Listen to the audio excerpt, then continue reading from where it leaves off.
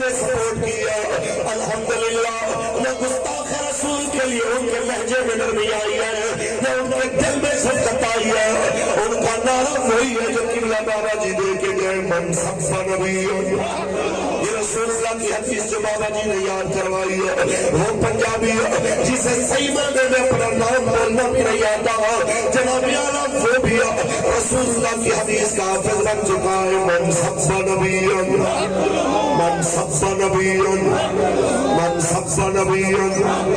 اگر آپ چاہتے ہیں کہ بس بڑا ہو چکا، 70 سال گزر چکے، اب پاکستان کے حالات بدلنے چاہیے، تو پھر یاد کر لیجئے پاکستان کا حل. میں بھی جنوبی پنجاب ارسن سے ہو کے آیا، میں نے بتایا نہ سندھو دیش اس کا علاج ہے، نہ سرائکی صوبہ اس کا علاج ہے، نہ ہزارہ صوبہ اس کا علاج ہے. تم ہر گھر کو الگ صوبہ بنا دو، تمہارے مسئلے حل نہیں ہو سکتے.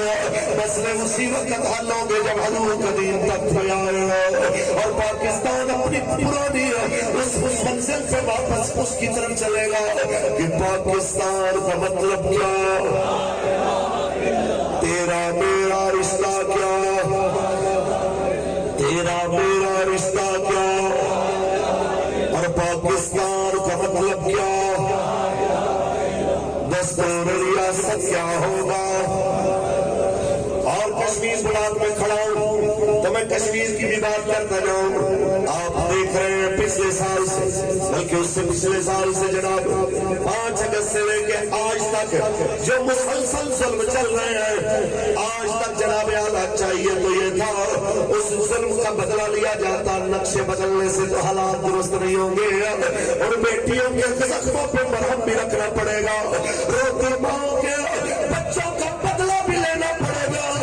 اور آج بھی کشمیر اسی طرح مظلوم ہوا جس طرح اقبال کے دور میں مظلوم تھا.